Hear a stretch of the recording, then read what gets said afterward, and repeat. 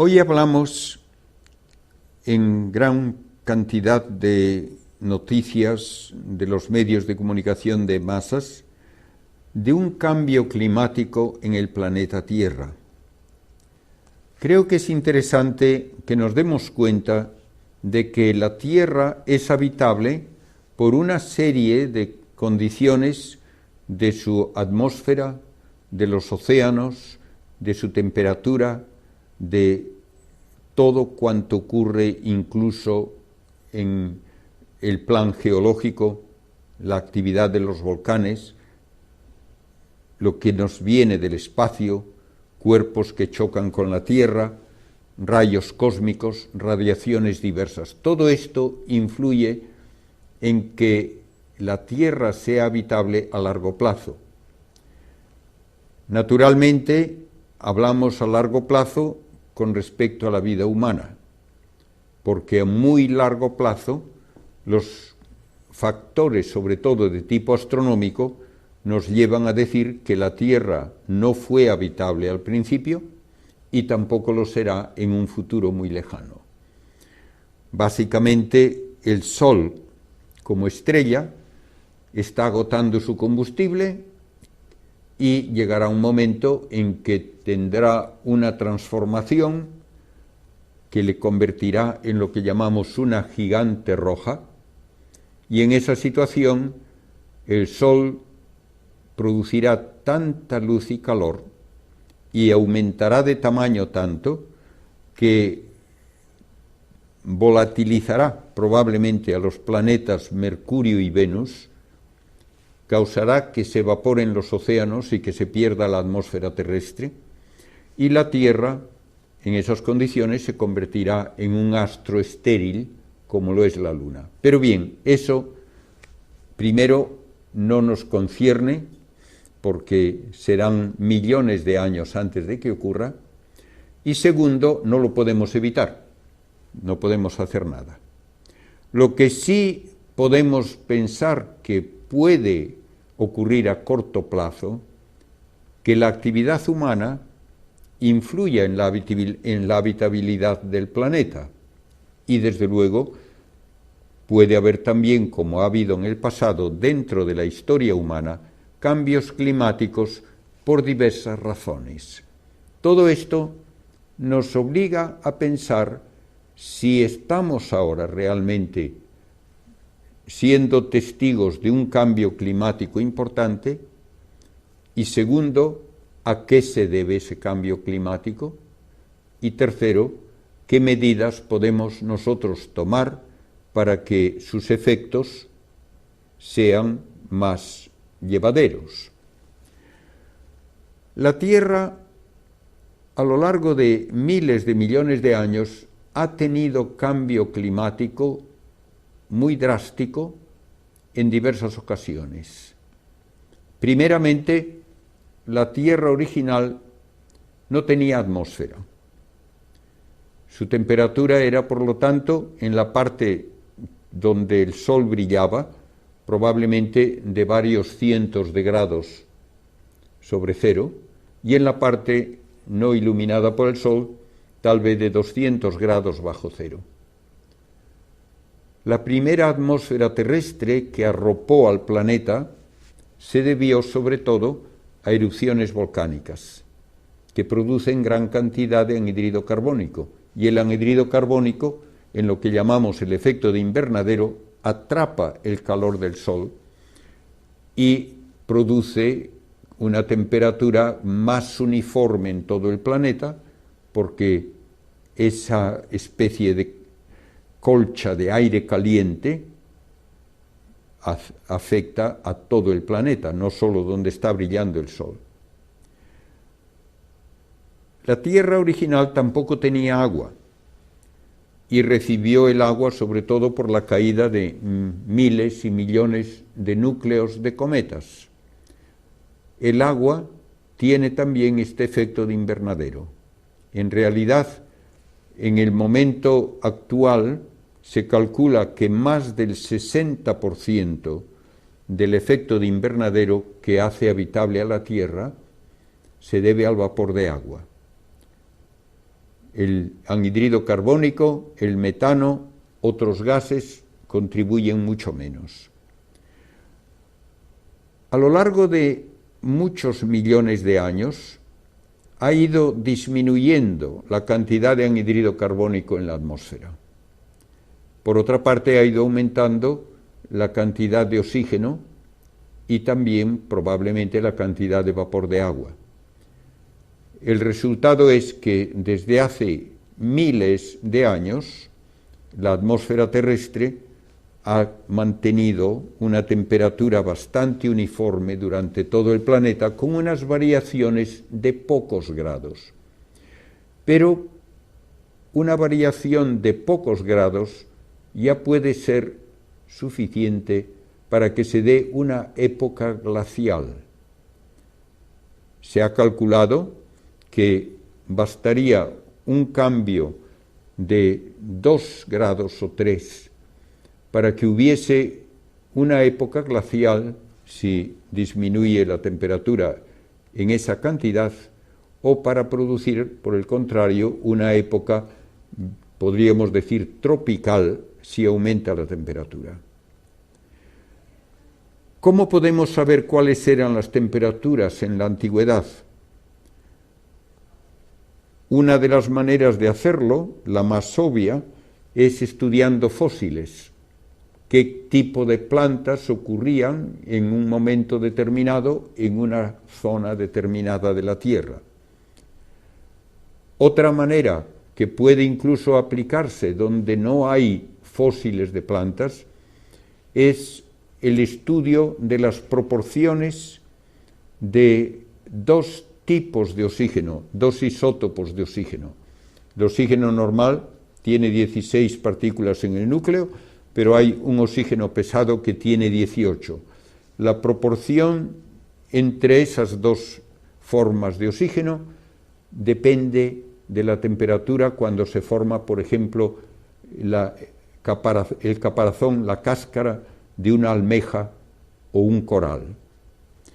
Con todos estos métodos y también con el estudio de muestras de hielo que se extraen hasta de kilómetros de profundidad en la Antártida y en Groenlandia, sobre todo, se puede reconstruir la historia de los cambios climáticos en la Tierra.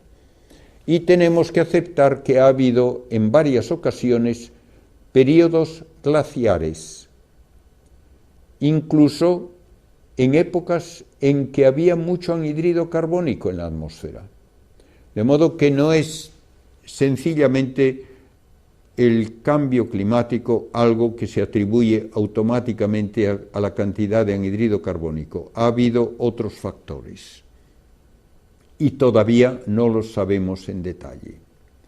Hoy hablamos mucho de este cambio climático, sobre todo en cuanto pensamos que la actividad humana, sobre todo la industria que produce gran cantidad de anhídrido carbónico, como es la industria que utiliza el carbón y el petróleo para producir energía, que eso va a llevar a que se fundan todos los glaciares, las capas de hielo que hay, sobre todo en Groenlandia y en la Antártida, que esto va a cambiar el nivel de los océanos y que todo ello nos obliga a tener ya una responsabilidad mucho mayor para no continuar contaminando la atmósfera con los productos de estas centrales de carbón o con el uso del automóvil que quema los combustibles fósiles.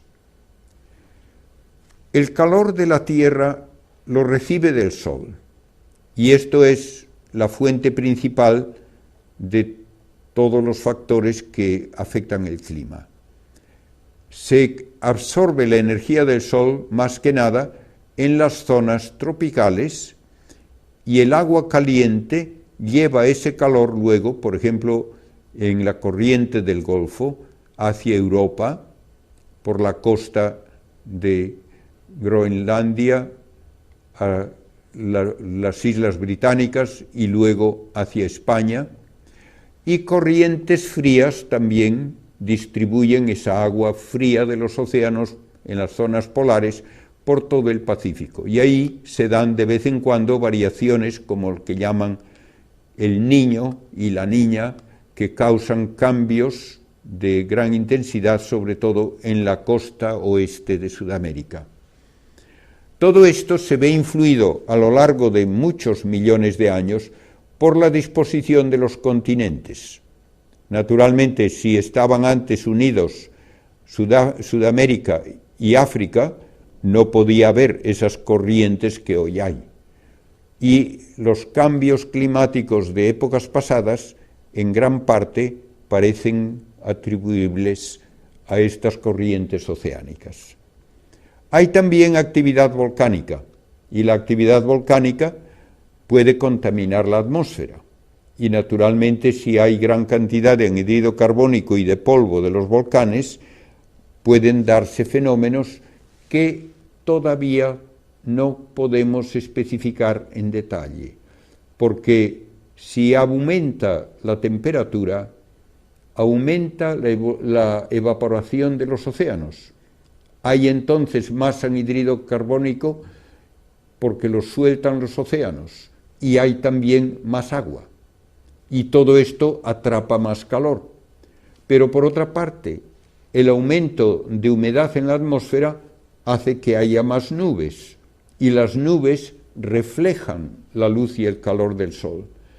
Es muy difícil estar completamente en lo cierto cuando se calcula el efecto de cada uno de estos factores. Los ciclones, que a veces se dice han de aumentar en intensidad y en frecuencia si aumenta la temperatura de la Tierra, reciben su energía de la diferencia de temperatura entre zonas tropicales y zonas más polares. Cuanto mayor sea esa diferencia de temperatura, más fuertes y más frecuentes serán los ciclones. Sin embargo, cuando hablamos del cambio climático tal como lo hemos ido observando, parece que lleva a que aumente la temperatura en las partes polares, pero apenas aumenta en el ecuador, con lo cual las diferencias de temperatura serán menores y por lo tanto debe haber menos ciclones y de menor intensidad. Los ciclones y otras formas de cambios atmosféricos pueden llevar a inundaciones enormes con grandes cantidades de lluvia que de vez en cuando nos mencionan en las noticias, por ejemplo, que ha ocurrido en países del sur de Asia, en Bangladesh, en Vietnam, en todas esas zonas, han tenido gran cantidad de inundaciones por lluvias torrenciales. Otros lugares, en cambio, de la Tierra pueden quedar áridos, y el Sáhara, hace unos miles de años, tenía vida abundante, vida humana. Hay pinturas rupestres de gente, incluso bañándose, hay pinturas rupestres de hipopótamos y de gacelas y de jirafas. El Sáhara era perfectamente habitable. Luego, mucho antes de que la industria humana interviniese, vino un periodo de sequía, de calentamiento, y hoy el Sáhara es el prototipo de un lugar árido, sin vegetación, sin agua. Las sequías locales se darán y se han dado a lo largo del tiempo, y es muy difícil explicar concretamente por qué ocurren. De un lugar a otro hay, por lo tanto, estas variaciones, desde inundaciones a sequías, y la actividad humana puede tener que ver con ellas, en eso estamos de acuerdo. Pero vean que ha habido períodos glaciales en que la mayor parte de lo que hoy es zona templada en Europa era una zona cubierta de hielo. Había muy poca zona templada. Había muy poca zona de lo que llamamos mediterránea, que es el clima típico de estas naciones como España, que están a esa latitud alrededor del Mediterráneo. Ha cambiado poco, hasta cierto punto, la distribución de vegetación y de temperaturas cerca del Ecuador, pero ha cambiado mucho más en las zonas cercanas a los polos, tal como les dije hace un momento. Las últimas glaciaciones de hace 250.000 años llegaron a cubrir la mayor parte de las islas británicas y la mayor parte de la zona norte de Europa, todos los países escandinavos, pero gran parte también de Alemania y Países Bajos. Hace 20.000 años tenemos una glaciación menor, pero todavía importante, y naturalmente estaba helado también el mar Báltico entre Escandinavia y Alemania y Rusia. Todo esto ha ocurrido en diversas ocasiones y ha habido también efectos que todavía se ven en Norteamérica, que estuvo prácticamente cubierta por una capa de hielo que dejó toda la zona central de Estados Unidos reducida a una llanura por la erosión que causaban los glaciares. Quedan los grandes lagos todavía, donde hubo esos glaciares hace ya miles de años. Y con la congelación del hielo del agua del mar y otra vez con la fusión de esos hielos, cambió frecuentemente también el mapa, aumentando el nivel de los océanos en unas ocasiones, disminuyendo en otras y cambiando todas las corrientes que distribuyen el calor, precisamente por el movimiento de las aguas de los océanos. Hace aproximadamente 10.000 años antes de Cristo, teníamos el océano a un nivel casi 40 metros menos del que tenemos hoy. Todo ello ha dado lugar a que poco a poco, al retirarse los glaciares, al fundirse el hielo, vaya aumentando el nivel de los océanos y hace 5.000 años ya el nivel de los océanos era no 40 metros menos que el de ahora, sino solo 10 metros menos que el de ahora. Desde la era cristiana apenas ha cambiado el nivel del océano. Ahora mismo hay cifras muy divergentes, pero se habla de que el océano está aumentando de nivel unas décimas de milímetro por año. Otros llegan a decir varios milímetros por año. No estoy cierto de cuál es la cifra más correcta. Pero todo esto ha ocurrido en el pasado, sí, y seguirá ocurriendo en el futuro también. Los grandes lagos de Norteamérica son los restos de esa capa de hielo que había reducido prácticamente la mayor parte del continente a una planicie. Y hay un modo de establecer una relación entre la periodicidad de las manchas en el Sol y la temperatura terrestre.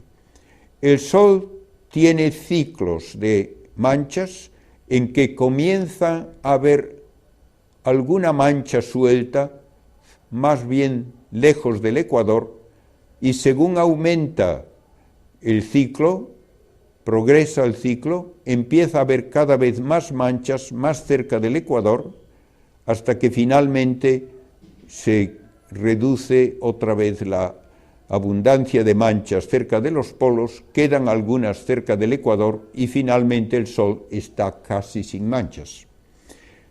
Hubo un periodo de unos 70 años en la alta Edad Media y después ya en el Renacimiento y periodos posteriores, en que no hubo manchas en el Sol casi durante un siglo.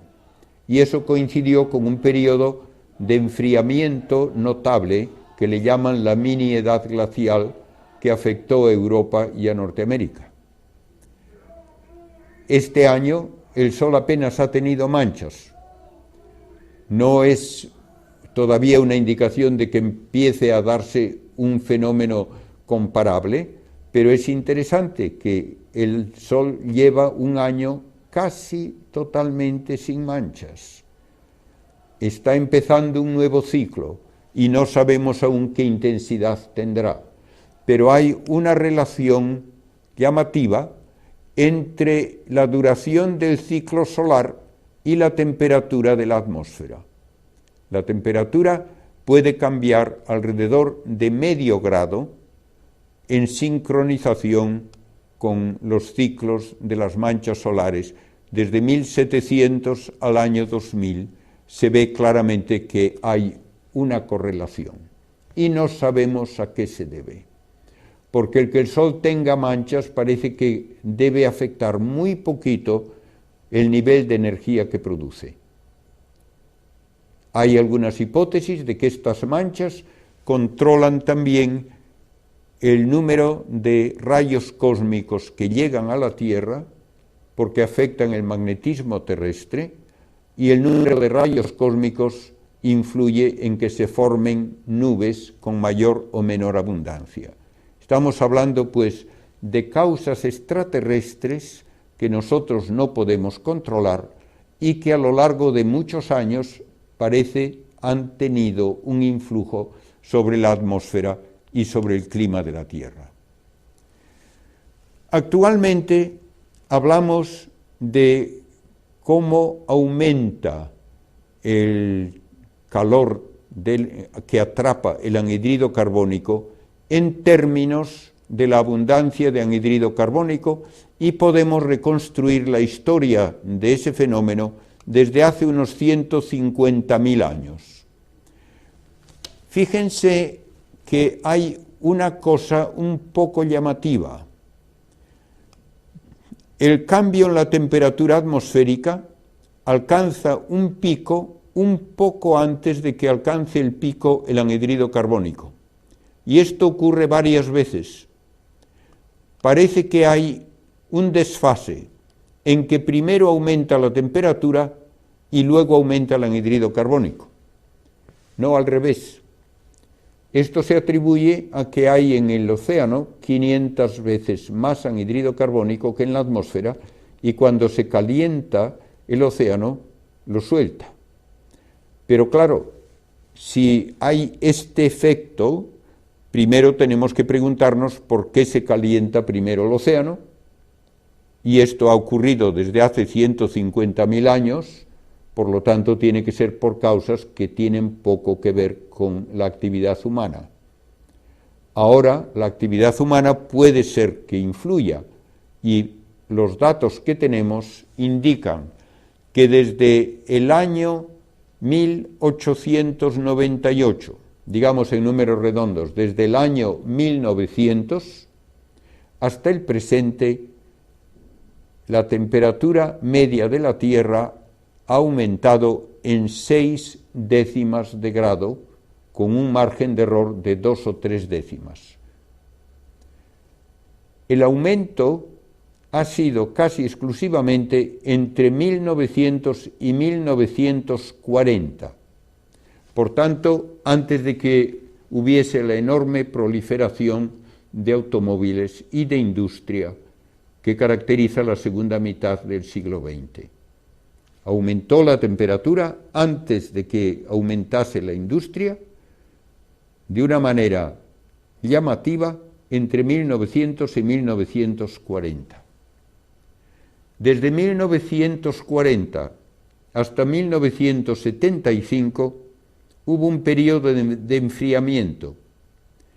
Yo tengo un libro publicado por la Academia de las Ciencias en Estados Unidos, publicado el año 1977, en que hay artículos que proponen la hipótesis plausible de que estamos a punto de comenzar una nueva época glacial. O sea que hace 30 años se pensaba que íbamos hacia una nueva época glacial, porque la Tierra se estaba enfriando. A partir de 1975 hasta el año 2000 volvió a haber un poco de calentamiento del orden de 2 o 3 décimas de grado. Y desde el año 2000 hasta hoy no ha habido un cambio apreciable.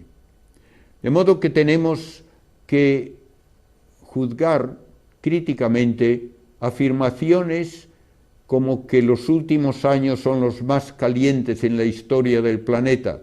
Eso no es verdad. Entre otras cifras que se pueden mencionar, desde el año 800 al año 1300, la temperatura en Europa y en Norteamérica, que es donde tenemos mejores datos, fue de unos 3 a 5 grados superior a la que hay hoy. No es verdad que estamos en la época más caliente de la historia humana. En aquella época, que se llama el óptimo medieval, se cultivaba y se recogía gran cantidad de vino en Inglaterra. Se cultivaban granadas y aceitunas en Alemania. Y cuando los vikingos fueron a Groenlandia, le llamaron Greenland, que significa tierra verde.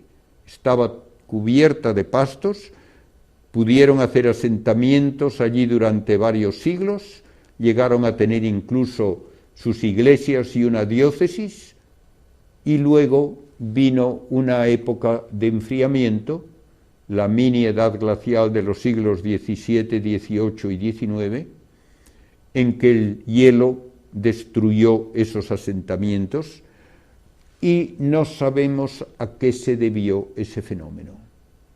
De modo que ha habido épocas de calor, una alrededor de la época de Cristo, del enflorecimiento máximo del Imperio Romano, luego una época de frío, que algunos historiadores creen es responsable en parte de las invasiones de los bárbaros del norte, que buscaban terrenos más cultivables y más fértiles en las zonas templadas. Luego tenemos el óptimo medieval, 5 siglos de temperatura superior a la de ahora.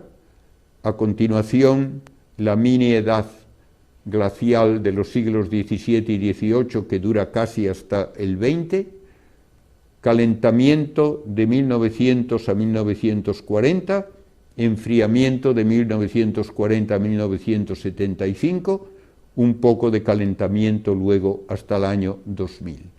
Como ven, no es fácil el establecer una explicación coherente de todos estos cambios y mucho menos todavía de qué efecto tiene el ser humano con su actividad en todos ellos. El hombre contribuye a que cambien las características de la tierra y contribuye desde el momento en que empieza la agricultura, porque el hombre naturalmente premia el cultivo de plantas útiles para su alimentación o para el ganado, y esto causa que se destruyan otras plantas que terminan siendo consideradas inútiles o nocivas. Aun así, en los últimos tiempos, el uso de fertilizantes ha reducido en gran parte la necesidad de mucho terreno cultivable, por lo menos en países desarrollados. En Estados Unidos, por ejemplo, desde 1920 ha ido aumentando la superficie de bosques porque cada vez hace falta menos terreno para producir todos los alimentos que necesita el país. Estados Unidos produce gran cantidad de emisiones de anhídrido carbónico porque es un país fuertemente industrializado, pero tiene ya tantos bosques que solamente los bosques de la zona oriental de los Apalaches en Estados Unidos consumen más anhídrido carbónico que todo lo que produce el país. Y hoy día resulta un tanto paradójico que el mayor problema para la emisión de anhídrido carbónico se da en países poco desarrollados donde sigue quemándose la madera para tener simplemente un combustible con que cocinar. Naturalmente, esto debería cambiar con el desarrollo económico, con el desarrollo industrial, un desarrollo que debe hacerse y que debe controlarse, no solo para que no se dañe al planeta, pero también para que toda la humanidad tenga lo suficiente de alimentos y de todos los recursos de cuidados médicos, de educación, etc. A veces se habla de que la Tierra tiene ya demasiados habitantes para sus recursos. Esto es muy discutible. He tenido la oportunidad de asistir a un congreso en Filadelfia hace 3 años, donde en la misma sesión del congreso 2 estudios científicos diferían totalmente en lo que decían acerca de la posibilidad de alimentar a la población mundial. En uno de los trabajos se afirmaba que la Tierra no puede sostener a largo plazo el número de gente que ahora hay. Somos más de 6.000 millones y que como máximo la Tierra debería tener unos 4.000 millones. En cambio, el trabajo siguiente, calculando las reservas de agua potable, las posibilidades de producción de alimentos, las posibilidades de producción de energía, llegaba a la conclusión de que la Tierra puede sostener por lo menos 20 veces más habitantes que los que hoy tiene. Yo no soy quien para juzgar el valor de cada una de esas presentaciones, pero quiero simplemente afirmar que no hay una unanimidad en ese caso, ni mucho menos. El hombre también influye naturalmente en las condiciones de la Tierra, utilizando extensiones de terreno para su habitación, para ciudades. Ya desde antiguo la ciudad de Roma era una ciudad extensa. Hoy podemos hablar de la enorme megalópolis que es Nueva York y sus alrededores, y todo esto influye por lo menos en el clima local. Y naturalmente, si hay suficiente terreno como en una ciudad que absorbe gran cantidad de calor del sol y que no produce oxígeno ni consume anhídrido carbónico por las plantas, sino que lo produce también, todo esto puede tener un efecto a largo plazo. Más en detalle, ha habido ya maneras de explotar el entorno que han sido muy poco responsables y que han llevado, por ejemplo, a que se secase el mar de Aral en Siberia. Por otra parte, se hacen de vez en cuando pantanos, como el de Asuán en Egipto, que sí hacen más habitable, por lo menos, ese entorno, y que recogiendo agua contribuyen a que otras zonas sean fértiles. El problema final que se encuentra siempre al hablar de cambios climáticos es que hace falta producir energía. Necesitamos energía para el transporte, para la iluminación, para la fabricación de productos necesarios, para producir fertilizantes, para prácticamente todas nuestras ocupaciones que permiten una vida humana digna. La alternativa a producir energía es volver a la edad de piedra, y nadie, lógicamente, quiere eso, ni sería tampoco legítimo el imponer a país alguno el que no pueda desarrollarse. La energía que más utilizamos en su forma más flexible es la energía eléctrica, y esta energía eléctrica se puede obtener de diversas maneras. Hoy se habla mucho de la energía fotovoltaica, obtener la electricidad mediante células que captan la luz del sol. Naturalmente esto es muy positivo, pero tiene también sus limitaciones. El sol no brilla 24 horas cada día y no brilla con igual intensidad en todas las partes de la Tierra. Por lo tanto, aunque haya fuentes de energía solar, en general es necesario tener otra fuente independiente que funcione cuando no hay sol o que funcione simplemente en países donde el sol no es suficientemente intenso durante la mayor parte del año. Esta energía del sol también uno tiene que tener en cuenta que no se produce sin gasto energético previo. La fabricación de las placas solares consume gran cantidad de energía y esas placas solares han de cubrir extensiones grandes de terreno que podrían estar cultivadas. No es una solución totalmente sin problemas. La energía atómica tiene muy mala prensa porque inmediatamente se piensa que eso lleva a bombas atómicas, a bombas nucleares. Sin embargo, debemos ser realistas. En Estados Unidos, una cuarta parte de toda su energía la producen las centrales nucleares y no han tenido ni un solo accidente mortal en más de 50 años. Francia produce casi 3/4 partes de su energía con centrales nucleares. En España se ha renunciado, en parte por presiones terroristas, a la energía nuclear y estamos comprándole en cambio a Francia la energía que necesitamos. Rusia, a pesar de todo lo que han dicho en contra de las centrales nucleares de Occidente, ha tenido también centrales nucleares y sigue teniéndolas, y es el único país donde se ha dado un accidente que causó víctimas humanas. De modo que hay que tener en cuenta que no puede producirse energía de ninguna manera que no tenga algún efecto desagradable.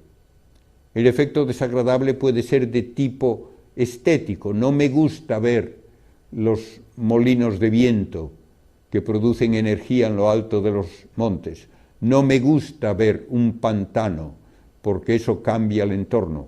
No hay manera de producir energía sin que haya algún efecto que uno podría llamar desagradable. Tenemos que pesar los pros y los contras de cada forma de producir energía. Estamos quemando gran cantidad de combustibles fósiles y con razón se dice que contaminan mucho, así es. Incluso se puede decir que aunque no contaminasen, es un despilfarro el utilizar combustibles fósiles que son insustituibles para gran cantidad de la industria actual, prácticamente para la producción de plásticos, de medicamentos, de abonos, hace falta la materia prima que son los combustibles fósiles. De modo que es muy deseable que no se agoten. Y para eso hay que encontrar alternativas. La producción de energía hoy día, en gran parte, se hace mediante combustibles fósiles, el carbón, el petróleo. Esto contamina la atmósfera, produce gran cantidad de anhídrido carbónico y de polvo, y en lo posible debería evitarse ese efecto secundario.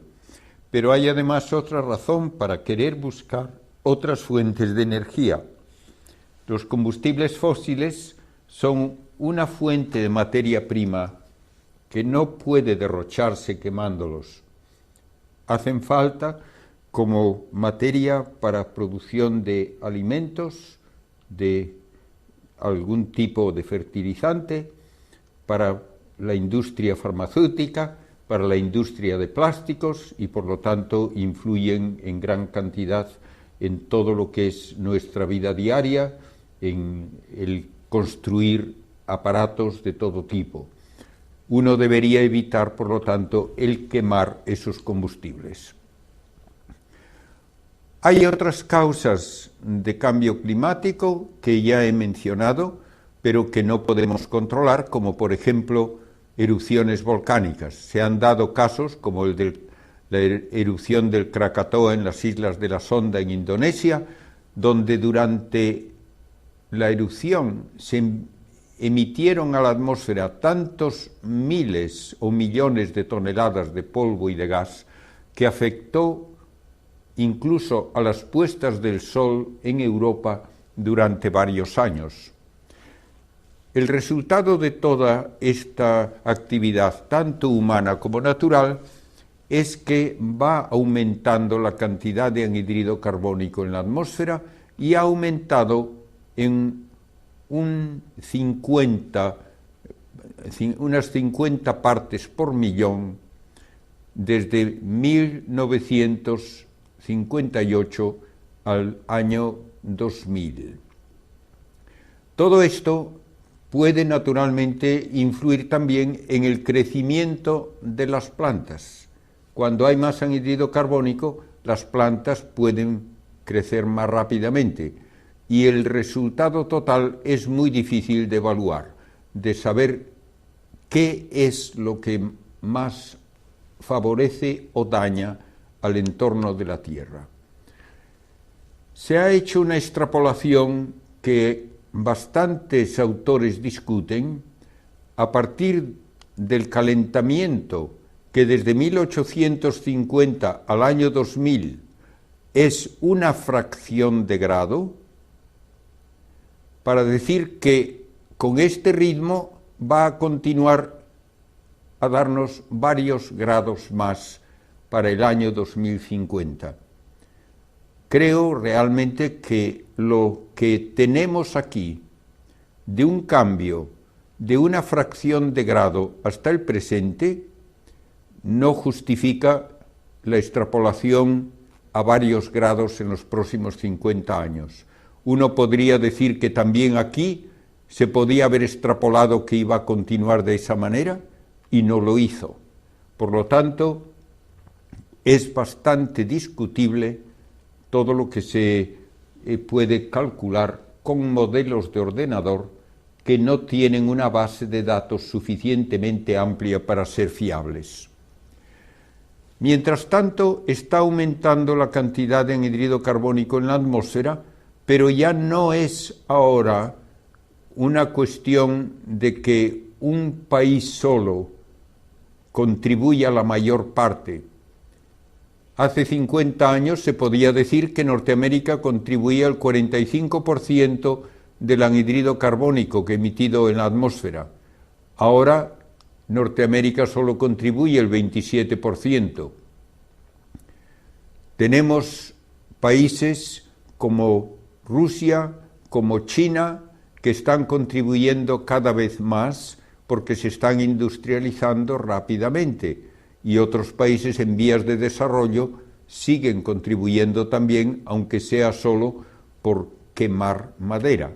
De modo que hay una cantidad de factores que tienen que discutirse por su impacto económico, por su impacto en el nivel de vida de las diversas zonas del planeta y por su impacto también en el cambio climático. Todo esto es algo muy difícil de cuantificar en detalle y de predecir en el futuro.